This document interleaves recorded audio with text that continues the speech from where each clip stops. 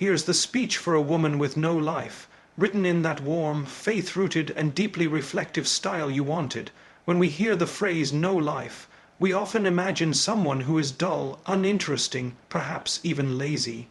In casual conversation, people throw it around as an insult. She has no life, she's always at home, or he has no life, always alone.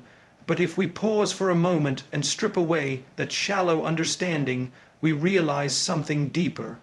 No life is not necessarily about the absence of activities, possessions, or social connections.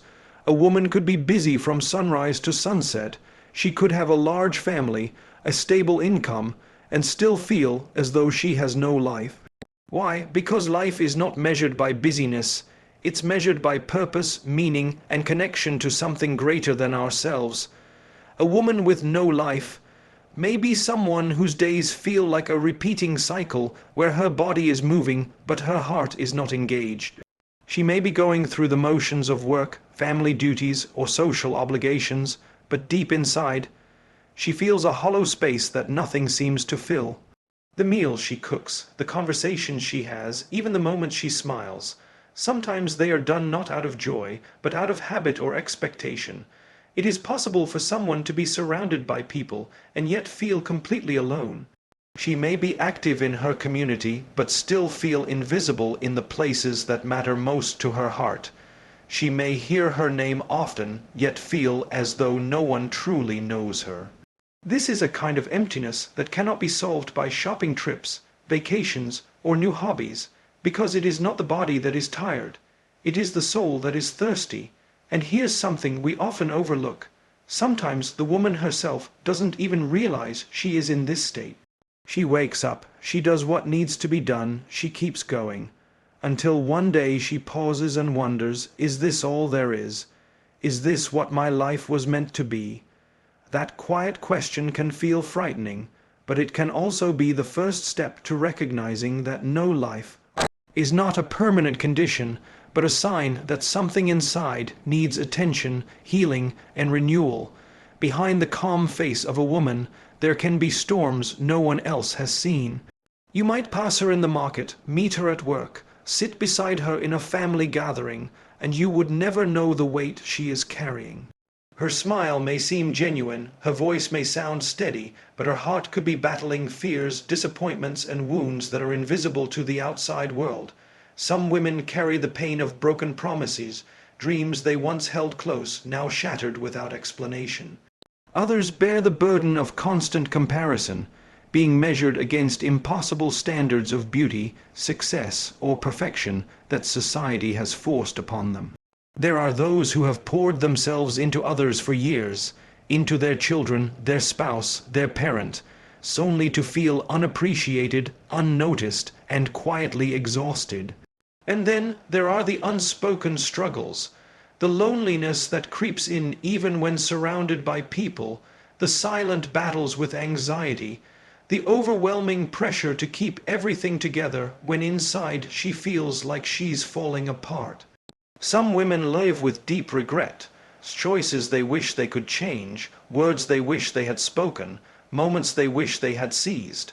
But they keep these regrets locked away because they fear judgment or rejection. These struggles are often hidden because the world doesn't always have patience for pain. People expect a woman to keep smiling, to keep serving, to keep being strong. But what they don't see is that strength is sometimes just the ability to get out of bed and face another day when your heart wants to retreat into silence. And when these burdens pile up, day after day, year after year, they begin to drain the soul. They rob her of joy, of energy, of the spark that once made her feel alive. It's not that she doesn't want to live fully. It's that life has handed her more weight than she knows how to carry, and she's been told, directly or indirectly, that she must carry it alone. One of the most damaging lies a woman can believe is that her worth is tied to her situation. Society teaches her, sometimes directly, sometimes subtly, that if she is not wealthy, not married, not successful in a certain way, then her life is less valuable. It's as if her worth is determined by a checklist she never agreed to make, but the truth is, circumstances can change in an instant, A position of honor can be taken away overnight. A home that once felt secure can become uncertain. Friendships can fade, finances can fluctuate, health can weaken. If our worth was built only on these shifting sands, then we would all be in constant fear of losing ourselves. The reality is this: your value does not come from what you own, where you live, or how others see you. It comes from the one who created you long before you ever had a title, a bank account, or even a name. He breathed life into you not because you earned it, but because you were chosen to exist. That alone gives you a dignity that no human opinion can erase. Think about it. If someone finds a diamond in the dirt, the diamond does not lose its value because of where it was found. In the same way, a woman's circumstances, whether she is struggling in a small apartment or living in a palace, do not define the essence of who she is. Her beauty, her strength, her potential are still intact, even if life has tried to bury them under hardship. Yet, too often, a woman measures herself through the eyes of others. She wonders, am I enough? Because she compares herself to someone else's highlight reel. She starts to believe that until she reaches a certain milestone, until she is in that perfect relationship, until she achieves that career goal, until her body matches a certain image, she is incomplete. And so she walks through life quietly apologizing for not being more, without realizing that she is already carrying a value that is immeasurable. When you start to see yourself through the lens of the one who made you, the pressure to prove yourself to the world begins to fade. You realize that even in seasons of loss, even when doors close, even when others look down on you, your worth has not decreased by a single fraction. You are still the same soul, with the same potential, with the same purpose written for you since before you were born. There comes a moment, sometimes after years of silence, when a woman reaches the end of her own strength. She has tried to fix her life with her own hands, to patch up the cracks, to keep the pieces together, but the effort leaves her even more exhausted. It's in that moment of weakness, that moment when she feels there is nowhere else to turn, that the door to a new chapter quietly appears. This turning point doesn't always look dramatic from the outside. It might be a single night when she sits alone in her room, the noise of the world finally quiet, and she whispers her first real prayer in months, or maybe in years. It could be a walk in the early morning when the air is still, and something in her heart says, I cannot go on like this. I need help. Faith often begins to grow not in times of comfort, but in times of emptiness. When the heart has been stripped of everything it clung to for stability, it finally realizes that real stability was never in those things. It was in the one who never changes. That is why some of the most powerful transformations begin in seasons of hardship. And hope, true hope, does not come from imagining that life will be free of problems. It comes from knowing that no matter what the problems are, she will not face them alone. When she begins to trust in the one who shaped her life before she even entered this world, she finds a strength that does not make sense to the people around her. They may see her smile again and wonder, what changed? And not realizing that what changed was not her situation, but her heart. Sometimes this turning point is triggered by a reminder, maybe a verse she reads, a word she hears from someone wise, a moment of deep reflection that opens her eyes. And once she tastes the peace that comes from placing her trust in the one who knows the end from the beginning, she cannot go back to the life she had before. It's not that her struggles vanish overnight, but the struggles no longer own her. The fears no longer control her. She wakes up knowing there is a reason for her existence beyond what the world can measure, and that reason becomes the anchor that keeps her steady when the storms come again, as they always do. When the heart has been tired for a long time, revival rarely happens in one grand moment. It often begins quietly, with steps so small they may seem almost insignificant at first. A woman who has felt lifeless does not need to rebuild her world overnight. She simply needs to take the next gentle step toward the light. For some, that step might be waking up and starting the day with a short moment of gratitude, whispering thanks for the breath in her lungs, for the roof above her head, for the simple fact that she is still here.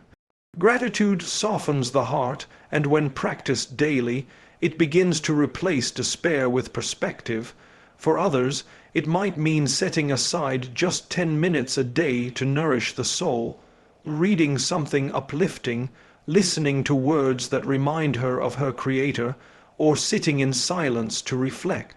Those minutes, repeated consistently, become a wellspring of strength that grows deeper with time. Small steps can also be found in the people she surrounds herself with. Choosing the company of those who speak with kindness, who encourage rather than belittle, can be one of the most transformative decisions she makes. Even a single, supportive voice in her life can outweigh the noise of many critics. And revival is often fueled by giving, when she reaches out to help someone else, whether by offering a kind word, sharing a meal, or simply listening. She begins to rediscover her own sense of purpose. The act of lifting others has a way of lifting oneself, because the heart was designed to find joy in service. These steps may seem too small to matter, but they are like drops of water that bring a dry garden back to life. Over days, weeks, and months, the roots begin to strengthen again. What was once brittle and fragile starts to grow new leaves, and the woman who once thought she had no life starts to feel moments of light returning to her days. There comes a time when the pain she once carried no longer feels like a weight. It begins to feel like a testimony. The same struggles that once silenced her now give her a voice. The wounds that once made her hide now become the very proof that healing is possible. A woman who has walked through darkness and found her way to even the smallest ray of light carries something priceless: credibility in the eyes of those still in the dark. When she speaks, she doesn't speak from theory, she speaks from experience. Her words carry the warmth of someone who has been where others are and knows that even the deepest pit has a way out. She may not even realize how powerful her story is. A quiet conversation with a friend, a gentle smile to a stranger, a few sincere words to someone struggling. These can be seeds of hope planted in another heart. The very things she thought disqualified her from inspiring others become the reason her voice resonates so strongly. And here's the beauty of it. She doesn't need a stage, a microphone, or a platform to make a difference. Her life itself becomes the message. The patience she learned in hardship, the resilience she developed through tears, the compassion she cultivated in moments of her own loneliness. These are the lessons she carries everywhere she goes. People notice it even if she never announces it. When others see her strength, they may wonder how she endured. When they see her peace, they may want to know where it comes from. And without forcing her story on anyone, she begins to guide others toward the same source of hope and healing she found. Her journey becomes a reminder that brokenness is not the end, it can be the beginning of a new kind of purpose. And sometimes, without even planning it, she becomes the very person she once wished she had beside her in her own moments of weakness.